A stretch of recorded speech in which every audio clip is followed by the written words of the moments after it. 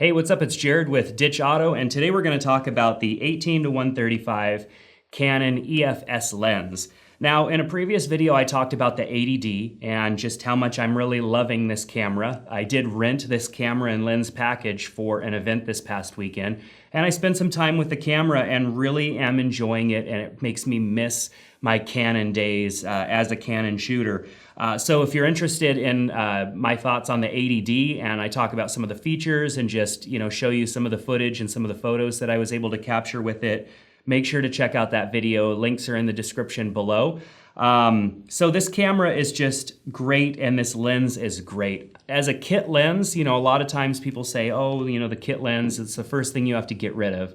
Now, there are a few things about this lens that I'm not a huge fan of, but this lens actually is pretty great. Now, when you shoot on a crop sensor camera like this camera with the lens, of course it's an 18-135 lens, but you're getting more like 29 to 216 millimeters out of it because of the crop sensor. Now this lens is an f3.5 to 5.6, so your aperture is variable, and that's the main bummer. For me, I like aperture lenses with their widest aperture. It's just a solid fixed number.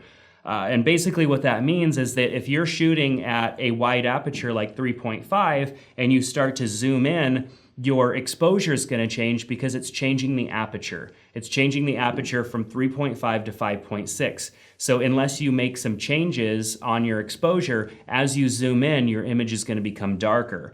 And so when shooting with these types of lenses, I usually recommend to people never to go below 5.6 if you're filming.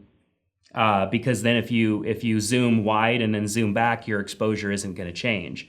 So just to break that down a little bit further, if you're shooting at 18 millimeters and 3.5 on your aperture, and then you start to zoom in, your aperture is going to change. And so your aperture is going to slowly creep up to 5.6, which means your image is going to appear darker. So when you're filming and you start to zoom in, it's going to look like the lights are starting to go out. Or if you're taking photos and you start to zoom in, you take one photo at 3.5 and then one photo at 5.6, you're going to notice that the second photo that you took when you were zoomed in is a little bit darker. So just as a tip, unless you're really quick at adjusting your f-stop on your camera, which you can adjust back here if you're in manual mode, or you can just leave your camera on auto mode and it'll handle it for you. But the whole title of my channel here is Ditch Auto, so I hope you're not doing that.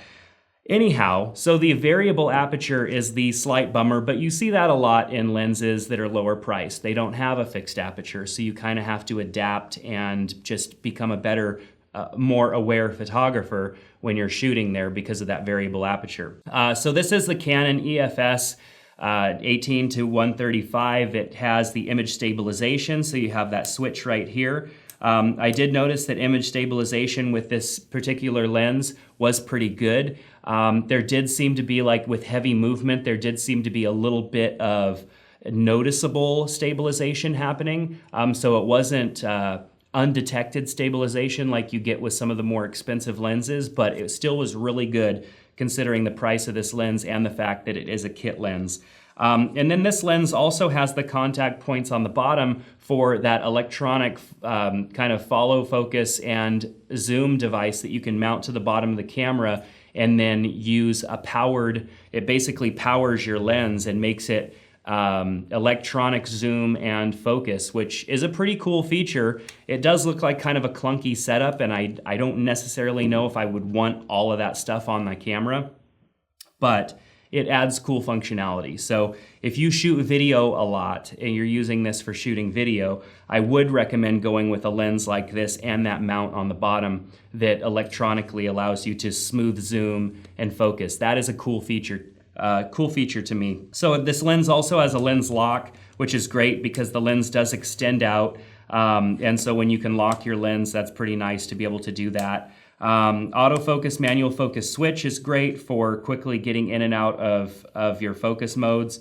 You will notice that, this is mostly an electronic lens, although it is manual or you're manually zooming, but I do believe that the focus is electronic.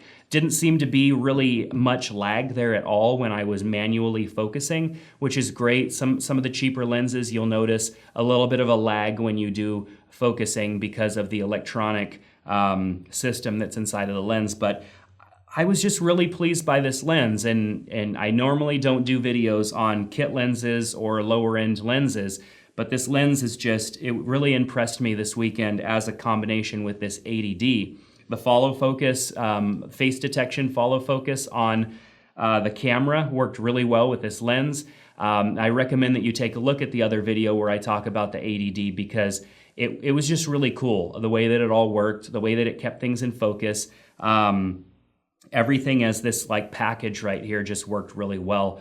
Canon has definitely gotten away from providing just unusable lenses with their cameras. If you go with this package, it's a fantastic package, this 80D and this 18-135. I do have links in the description below so that you can check out this package, the lens individually and all that stuff, and read up on some of the more specs and information that's on this lens.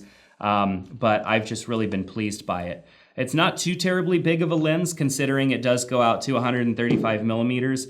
So when you go to a full zoom, it does grow a little bit. It has a 67 millimeter face on it, which means if you're going to put filters or something, you would use a 67 millimeter thread on the face of the lens.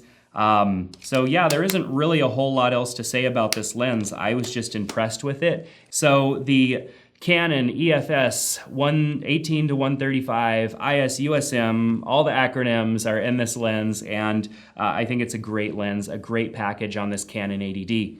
Make sure to subscribe to our channel because we're going to be releasing some additional videos for this camera package. We're going to talk about some of the features that this 80D has, like how to use Wi-Fi and NFC, how to use different focusing modes, just, different things that are cool and unique about this camera.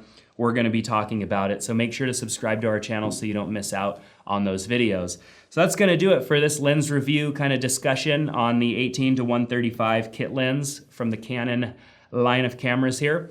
Thanks for checking out this video. If you have any thoughts on this lens or want to talk about it, the comment section below this video is a perfect place to do that. So make sure to share your thoughts with us. Thanks so much for checking out this video, and we'll see you next time here on Ditch Auto.